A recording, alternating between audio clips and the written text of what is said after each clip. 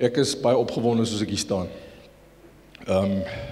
Een van die goed wat my absoluut verstom elke keer as ek 'n vars openbaring kry is hoe die verskuilde, gekamoufleerde skadies en tipes in die Ou Testament met verstommende akkuraatheid in en deur Christus vervul is. Ek het al baie keer gewens, ek kan met die sogenaamde skeptici en cynici en teoloë en akademici, die intelligensia wat allerhande vrae vra oor die Bybel, ek wens, ek kan om 'n tafel sit met hulle en 'n bietjie langs hierdie lyne met hulle debatteer. En jy moet jou regmaak vanoggend vir 'n vars openbaring. Ek het op goed afgekom wat ek regtig 'n week gelede nog nooit raak gesien het, raak gelees het. Ek het nie daai openbaring gehad nie, maar dit het my net weer getref hoe Christus elke skadu en tipe in die Ou Testament, hoe dit in en deur hom vervul is. Nou hier's 'n inherente gevaar. Dis wonderlik om te sien hoe die skadu's en tipes in vervulling gaan in Christus, maar ons moet nou nie meer opgewonde raak oor die skadu as oor die substance nie. As ek aangestap kom daar en my skade weer val en jy staan aan die kant van die muur, jy kan my nog nie sien nie, maar jy kan my skade weer sien, dan maak dit sin om met my skade weer te relate, want jy kan sekere goed agterkom uit my skade weer uit. Jy kan sien of die ou staan of hy sit, of hy beweeg of hy staan stil, of hy's oorgewig of hy's in shape. Maar die oomblik as ek om die muur kom en ek is nou in die vertrek, dan raak dit 'n bietjie crazy as jy aanhou om te relate met die skade weer.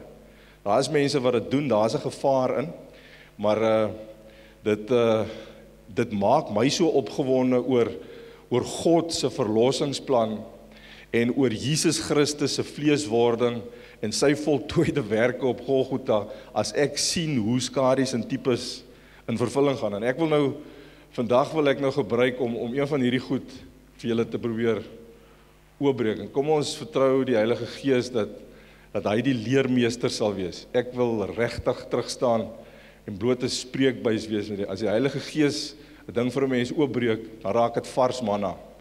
En dan val dit in jou hart en jy raak opnuut verlief en lief vir die Here, en dan staan ons verstom voor sy groot raadsplan. Nou, in Israel vier hulle elke jaar wat hulle noem Yom Kippur, in Engels Day of Atonement en in Afrikaans die Groot Versoendag. Dis ingestel in Levitikus 16. Hier's 2 hoofstukke wat julle net so 'n mental note van kan maak. As julle agterna 'n bietjie wil gaan kyk na die 2 hoogs relevante hoofstukke rondom vanoggend se boodskap is Levitikus 16 van vers 2 af regdeur en Matteus 27. Matteus 27, dit gaan oor die kruisiging. Jy sal nou verstaan hoekom. Nou, op ons kalender vier die Jode Yom Kippur hier so einde September, begin Oktober, as ek het reg het, maar dis nou nie belangrik nie. Nou, op Yom Kippur het die hoëpriester, Levitikus 16 by die instelling af van was dit Aaron gewees, die hoëpriester moes 1 jong bul bring as sondoffer, en hy moes 1 ram bring as 'n brandoffer.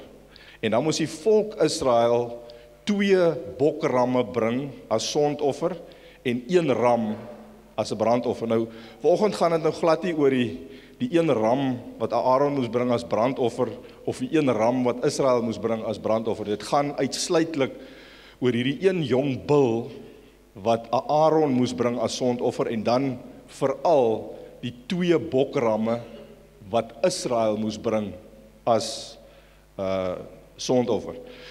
Nou, die 1 jong bul moes Aaron self bring. Hy is die hoëpriester, en voor hy in die tabernakel se allerheiligste kon ingaan, moes hy die bul slag en met die bul se bloed ingaan, om versoening te doen vir sy sondes en sy huisgesin se sondes. Dit was die doel van die jong bul wat Aaron moes bring. Nou, die 2 bokramme wat die volk Israel moes bring, was uiteraard sodat Aaron met hulle bloed kon ingaan, met een van hulle se bloed kon ingaan en versoening doen vir die volk se sondes vir die volgende jaar. Nou, die 2 bokramme het hulle opgestel by die ingang van die tent van samekoms, net buitekant die tabernakel is die 2 bokke staan gemaak, en dan het Aaron nou eers ingegaan, en hy het gaan versoening doen vir sy sondes en sy gesin, sy huishouding se sondes, en dan het hy uitgekom, en dan het hy, wat hulle noem, die lot gewerp. Nou dis 'n baie interessante ding, wat ek het nooit besef, wat gaan hier aan hier? Hy het die lot gewerp. Nou daar is in Hebreëus 2 woorde vir lot. Die een is met 'n hoofletter en die ander een is met 'n klein lettertjie. Lot hoofletter is Abraham se neef, Lot. En sy naam beteken veil of sluier. Dit net terloops. En as jy gaan kyk na Abraham se geskiedenis, sy lewe, dan sien jy Abraham moes van Lot ontslaa raak voordat hy sy beloofde land kon ingaan. Met ander woorde, Abraham moes van die sluier ontslaa raak voor hy sy beloofde land kon inneem.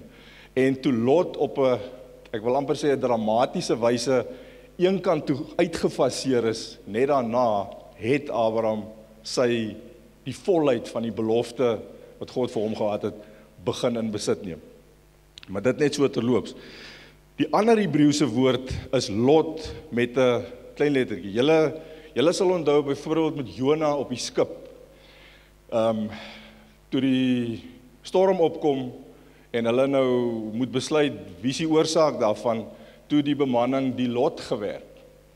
En die lot het op Jona geval en hy is toe oorboord gegooi. Nou die lot met klein lettertjies beteken stone or pebble. Nou die hoëpriester op die groot versoendag het 2 klippe by hom gehad. Op een het gestaan voor Jahwe en op die ander een het gestaan voor Azazel. Nou staan buitekant die tent van samekoms, buitekant die tabernakel, staan die 2 bokke. Aaron die hoëpriester kom uitgestap.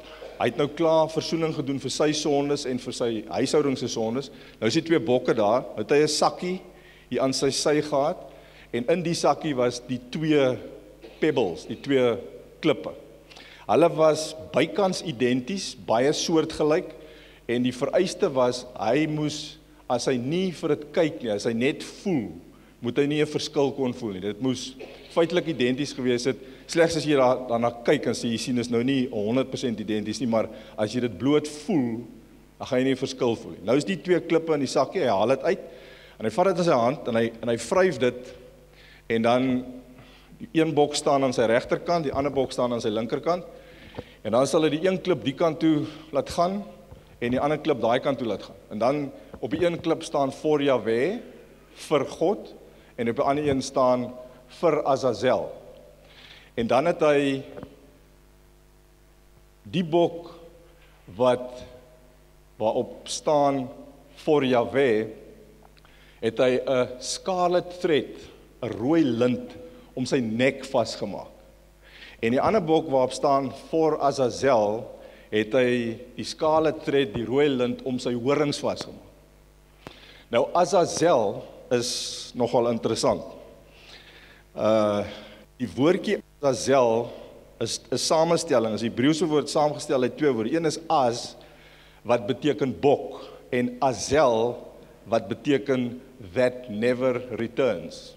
So Azazel is the goat that never returns. So die een bok was vir Jahwe, vir God, rooi lint om sy nek. Ander een was the goat that never returns en hulle het 'n rooi lint om sy horings vasgemaak. Dan het hulle die bok wat voor Jahwe was, wat die lint om die nek gehad het, het hulle geslag en die hoofpriester Aaron is met die bloed van die bok in die tabernakel in, maar dan moes hy, voordat hy in die allerheiligste ingaan, hy moes die bloed op die versoendeksel van die ark gaan sprinkel. Maar voordat hy dit gedoen het, het hy 'n goue houer, 'n goue emmer gevat, en hy het van die vuur in die tabernakel het hy kole gehaal, en dit in die goue emmer gesit, en dan het hy speserye en ander olie, heilige olie, wat hulle in die tabernakel gebruik het, daar ingegooi, en dit het 'n aangename geur voortgebring. En dan het hy eers in die allerheiligste ingegaan, en daai aangename geur oral versprei, sodat dit swaar gehang het oor die versoendeksel. En dit was 'n tipe van worship. Die mense kon in daai tyd nie sommer net, soos ons vandag gaan staan en sê, loof die Here, prys die Here vir sy goedheid en dankie Here. Hulle het nie, daar moes 'n proses gevolg word. En dit was een van die goed wat hulle moes doen. Hulle moes eers met aanbidding kom. Hulle moes eers met worship kom, voordat hy die bloed kon sprinkel op die versoendeksel van die ark. Dan het hy dit klaar gedoen het hy nou die bloed van hierdie een ram, wat voor Jahwe was, wat geslag is, het hy op die versoendeksel van die ark gesprinkel, 7 keer. En interessant dat hy dit 7 keer gesprinkel het. Dis 'n profetiese heenwyser na Jesus Christus, wat tydens sy lewe by 7 verskillende geleenthede sy bloed gestort het. So daai skadu tipe is ook in en deur Christus vervul. Nou dis net interessant dat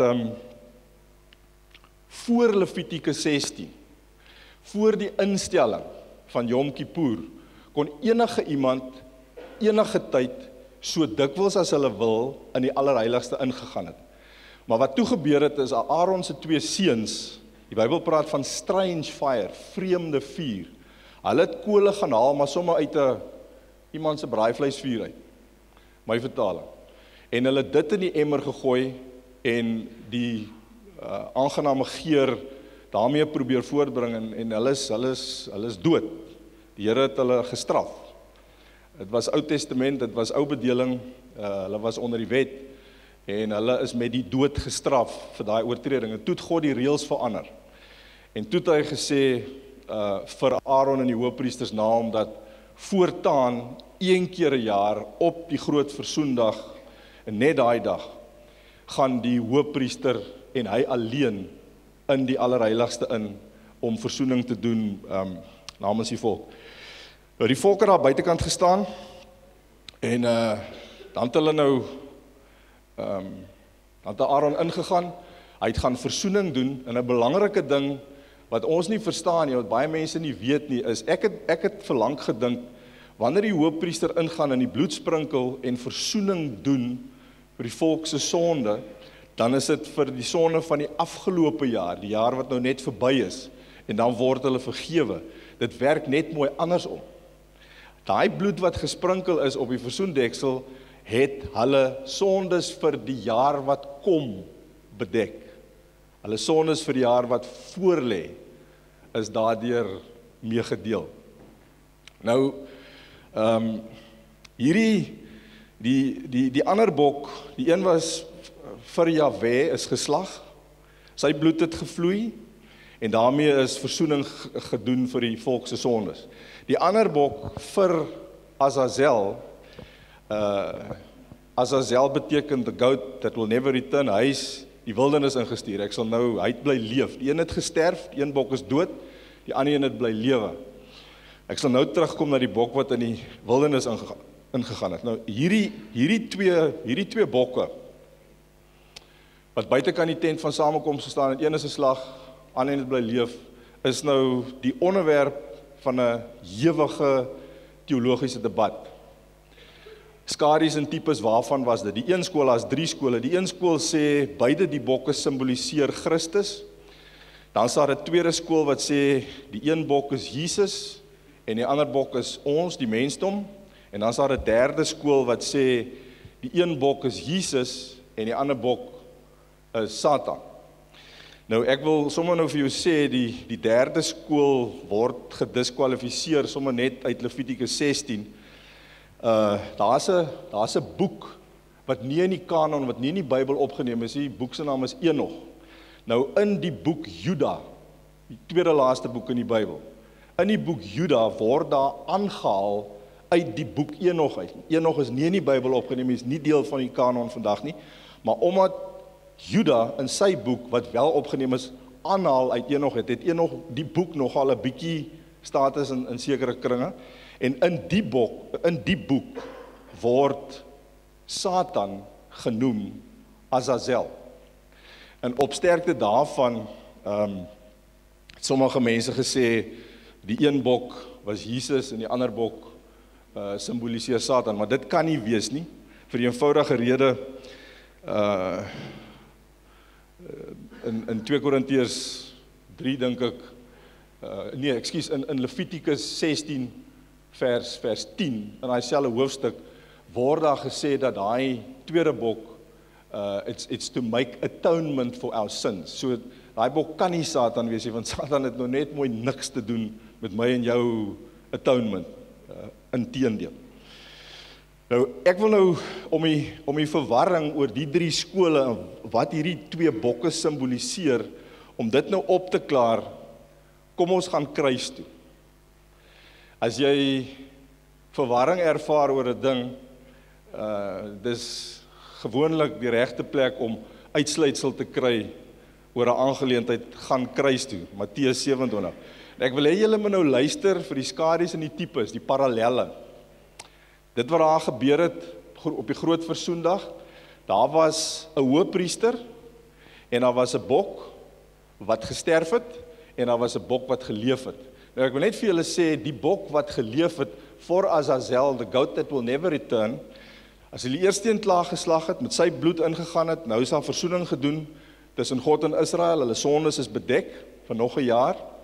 Dan het hulle die ander bok, wat die rooi lint aan die horings aan vasgemaak is, het die hoëpriester gaan staan, hy het sy 2 hande op die bok se kop gelê, en hy het al die sondes van die volk, het hy bely, het uitgespreek oor hierdie bok. Ander woorde, hy het die sondes van Israel simbolies oorgeplaas op die bok, sondebok.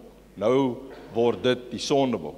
Nou die een bok met die rooi lint om die nek, die rooi lint om die nek was maar net om te simboliseer, dis die bok wat gaan sterf. Sy bloed gaan vloei, en met sy bloed gaan daar versoening vir die volk Israel mee gemaak word.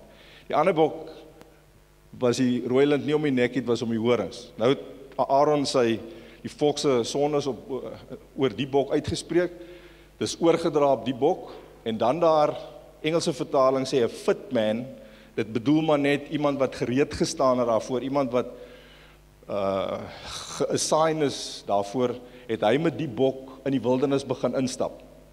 En die Bybel sê dit nie, maar die Joodse tradisies en hulle geskrifte sê dit, dat die eerste ou het 'n end ver in die wildernis ingestap met die bok, dan daar 'n tweede een vir hom gewag, en die tweede een het oorgevat by hom, en hy het gestap tot by 'n derde een, 'n vierde en 'n vyfde een, om seker te maak dat die bok so ver in die wildernis ingaan, dat hy nie fisies kan terugkom nie, want daai bok is met die volk se sondes belaai, en hulle wil nie daai bok weer sien nie, hy moet daar bly, in die wildernis. So, daai bok is in die wildernis ingevat. So, jy het in die skadu, die tipe, Levitikus 16, wat iets vir ons sê, wat iets profeteer, wat gaan gebeur in Christus, het ons die hoëpriester, en ons het 'n bok wat sterf, en ons het 'n bok wat bly lewe, en vrygelaat word. Nou kyk nou wat gebeur nou. Matteus 27. Nou is dit die kruisiging. Jesus is in hegtenis geneem, en daar is 'n ander man, wat ook in hegtenis geneem is. Ons sê, sy naam is Barabbas. Ek sal nou terugkom na sy naam toe. So hier's 2 figure. Hier's Jesus, Pilate sê, wat genoem word die Christus, en die ander man is Barabbas. En ons het Pilatus, die Romeinse gouverneur, ook in die prentjie. En nou bring hulle twee uit voor die Jode. En die gouverneur Pilatus vra vir die Jode, wie moet ek vir julle vrylaat? En toe begin hulle te dreun sing Barabbas. En Hollywood het ons 'n bietjie ore aangesit. Hollywood se flieks het vir ons 'n bietjie 'n onrealistiese prentjie gegee van wat presies daar gebeur het. Gewoonlik, as jy die flieks kyk van die kruisiging, dan kom Jesus uitgestap, hy's vasgebind, absoluut nederig, stil, sê niks nie, hy gaan staan net so. Dis waarskynlik in lyn met wat daar gebeur het. Maar dan kom Barabbas. Hy kom daar uit en hy lyk soos die grotman. Hy het sulke wille hare, hy het so 'n wille kyk in sy oë, hy lyk asof hy demon possessed is. Hy breek die kettinge los, hy skouer die soldate wat hom oppas, laat hulle daar trek, hy's hierdie beast. Dis wat Hollywood vir ons gesê het, dis nie wat die skrif sê nie. Julle weet hoekom Barabbas gearresteer was. Hoekom hy verhoor afwagtend was op daai stadium. Hy was betrokke by wat hulle noem the insurrection. The insurrection is wanneer die Jode militêr in opstand gekom het teen die Romeinse bewind en hulle die Romeinse bewind probeer omverwerp. So Barabbas was betrokke by so 'n insurrection, so 'n poging om die Romeinse regering omver te werp, en in die proses het hy 'n Romeinse soldaat doodgemaak. So hy het moord gepleeg, dis hoekom hy in die tronk was, en hoekom hy eintlik ter dood veroordeelde was. Nou bring hulle vir Jesus uit, en hulle bring vir Barabbas uit, en Pilatus vra, wie moet ek vir julle vrylaat? En die Jode het onmiddellik, gesê, Barabbas, wil Barabbas hê. En die rede daarvoor was, Barabbas was in die oë van die Jode 'n held. Hy het opgestaan teen die Romeinse bewind. Hy was een van die dapper ouens wat bereid was om die Romeinse owerheid, wat 'n wêreldmoondheid was op daai stadium, om hulle aan te vat, en in die proses het hy 'n Romeinse soldaat doodgemaak. So die Jode vra, hy moet vrygelaat. Die Jode was teleurgesteld in Christus, vir die eenvoudige rede, hy het nie gelyk en opgetree soos die Messias wat hulle verwag het nie. Hulle behoefte was aan 'n Messias wat die politieke staat Israel kom herstel, kom restoreer, om hulle onder hierdie Joodse bewind uit te haal, om hulle onafhanklikheid te gee en om hulle weer 'n sterk nasionale staat te maak. Dit was hulle behoefte. Christus het reguit gesê, my koninkryk is nie van hierdie wêreld nie. Hy het nie gekom om dit te doen nie. Barabbas aan die ander kant het 'n dapper poging aangewend om die Romeinse bewind omver te werp, en dis hoekom die Jode gevra het, laat hom vry. Nou net terug by Barabbas se naam. As jy in die Hebreëus gaan kyk, en jy naam soos Benjamin, Benjamin, Ben-Oni. Daai Ben beteken son of. As jy sien Benjamin, dan beteken dit Ben, son of Yamin, my right hand, son of my favor. Dis wat Benjamin beteken. Ben-Oni, Ben beteken son of, Oni beteken my sorrow. So Ben-Oni beteken son of my sorrows. So in Hebreëus is Ben, son of. Nou wat is die ekwivalent van Ben in Grieks? Ekwivalent van Ben, son of in Grieks, is Bar. Simon Bar Jona. Simon, son of Jona. Nou het ons hierso Barabbas, wat saam met Jesus daar verskyn voor die skare, en wat vrygelaat word. Nou het ons sy naam, Bar, Abba, Es. Bar Abbas, son of the Father. Dis wat Barabbas se naam letterlik beteken. Ons het nou ons die twee karakters daar. Nou kom hulle uitgestap. Barabbas word vrygelaat. Jesus word gekruisig. Dink gou terug aan die skadu. Dink gou terug aan die twee bokke wat hier gestaan het. Die een word geslag Die ander een word vrygelaat. Barabbas kom uitgestap, hy weet nie wat wag vir hom nie, maar hy kom eintlik uit om te kry wat hy verdien. He's a dead man walking. Hy het moord gepleeg. Hy het 'n Romeinse soldaat doodgemaak. Hy's 'n goner. Hy verdien die doodstraf. Hy kom uit om te kry wat hy verdien. Jesus kom uit onskuldig, sondeloos, altyd in 100% gehoorsaamheid aan die Vader geleef, elke dag van sy lewe. Hy kom uit om te kry wat hy nie verdien het. Dink gou terug aan die twee bokke. Die een op wie die sonde van die hele Israel oorgedra is, stap vry uit. Die ander een word geslag.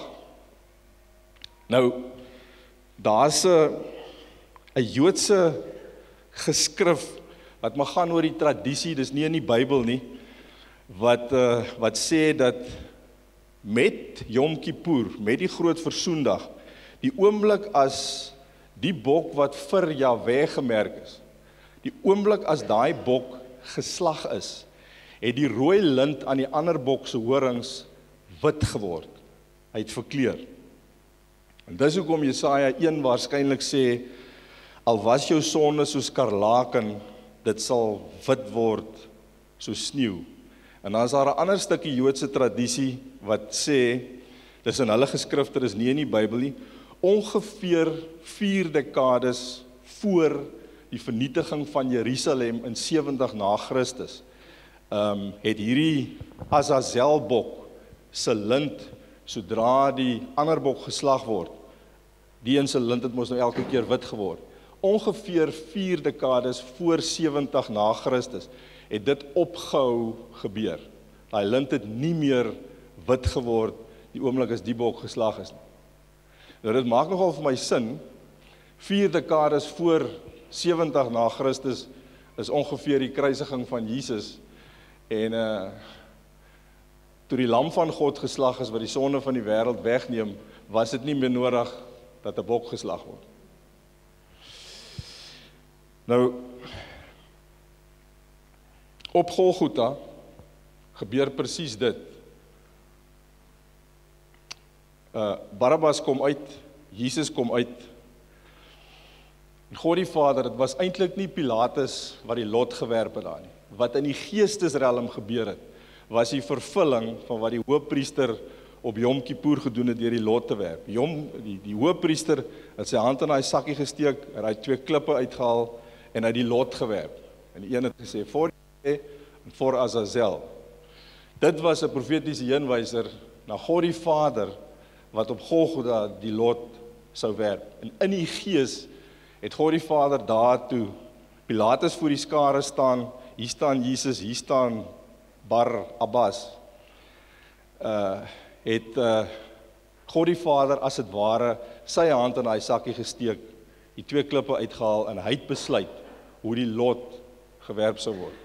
En wat hy daar besluit het is, die onskuldige sal sterf en die skuldige sal vry uitgaan. Hierdie ding, hierdie patroon, hierdie skare, hierdie tipe, herhaal homself op 'n paar plekke in die Bybel. Ek wil net vir jou 'n ander voorbeeld doen. Jakob, Josef se pa, Efraim en Manasse se oupa. Hy roep vir Manasse en Efraim op 'n dag en hy gaan hulle nou seën. Nou het ons weer 3 figure, soos ons die hoëpriester en die 2 bokke, Pilatus en Jesus en Barabbas hierso het ons nou weer vir Jakob en ons het vir Manasse die oudste seun en ons het vir Efraim die jongste. Nou die gebruik was dat die oudste seun word geseën deur die pa of die oupa, word gebless. Dis die oudste seun se geboortereg dat hy geseën word. En toe Manasse en Efraim by Jakob kom staan, toe het hy hulle nie so geseën nie, toe het hy sy hande so omgedraai.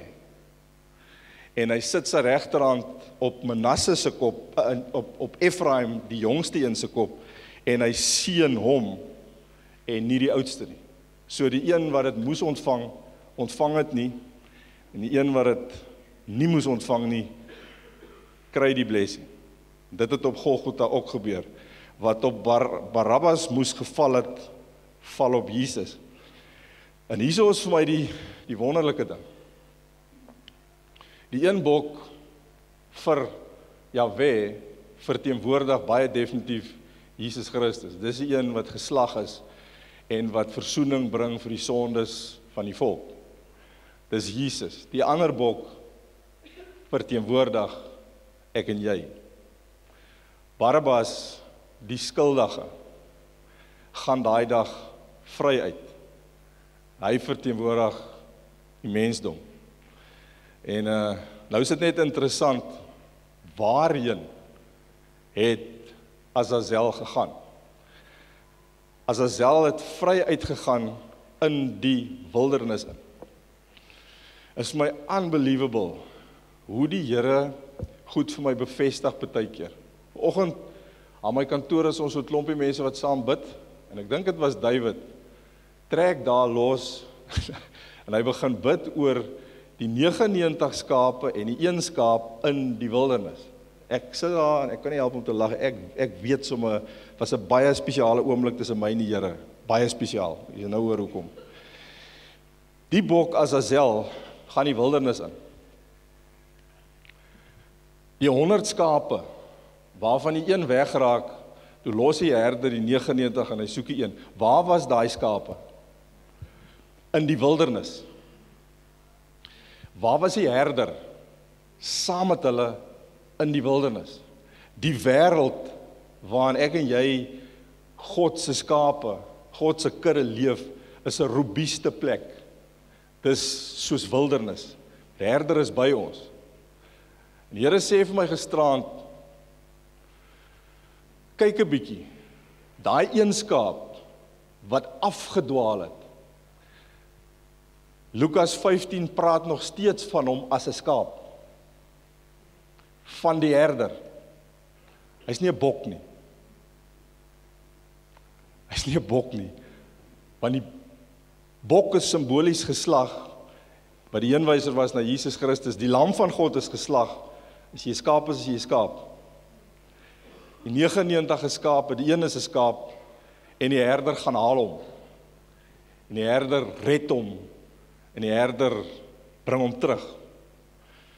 Nou wil ek net vir jou 'n bietjie perspektief gee oor 'n baie omstrede ding.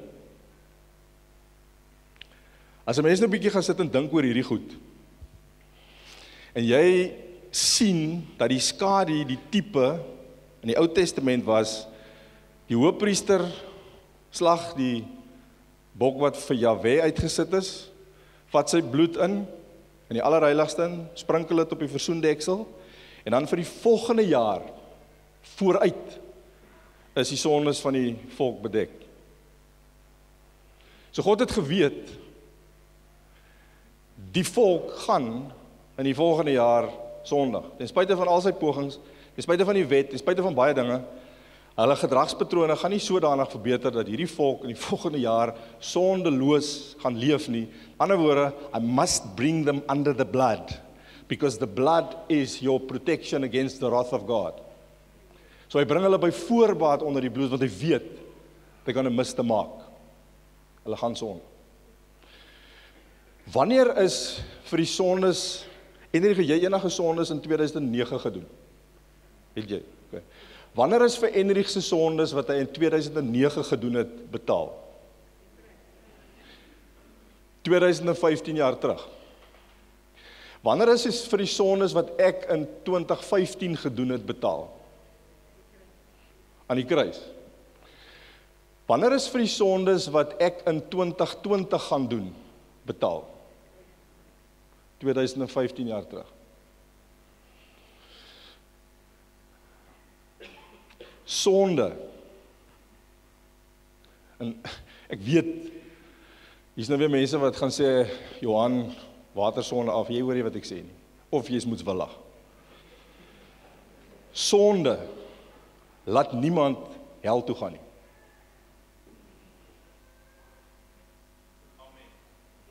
Sonde laat niemand hel toe gaan nie. Die kerk het vir geslagte lank het ons vir mense gesê, stop sinning so that you can make it to heaven. Weet jy waarvoor gaan mense hel toe?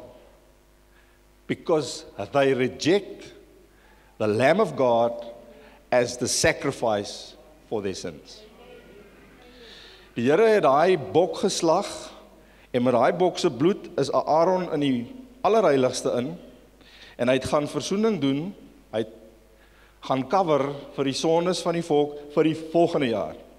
Jy het dit geweet, they will always and forever miss the mark. That's why we need a savior. Dieselfde beginsel is op my en jou van toepas. Net 'n laaste ding. Deel van die seremonie op Yom Kippur was gewees, as Aaron klaar alles gedoen het, as die bok geslag is, die bloed op die versoendeksel gaan sprinkel, versoening gebring vir die volk se sondes, en Azazel is in die wildernis in, alles klaar is, die laaste ding wat die seremonie afsluit is, die hoofpriester het sy hande gewas. Sonder dat Pilatus het weet, het hy op 'n merkwaardige wyse daai stukkie skadu tipe profetiese heenwyser ook in vervulling laat gaan, toe hy vir Jesus en vir Barabbas uitgebring het, en hy die lot gewerp het, en Barabbas vrygelaat het, die lam van God is geslag, toe staan Pilatus terug, en hy was sy hande. En hy bring closure aan die grootste gebeurtenis in die geskiedenis van die skepping, die kruisiging van die lam van God, wat vir my en jou sondes betaal het. Amen.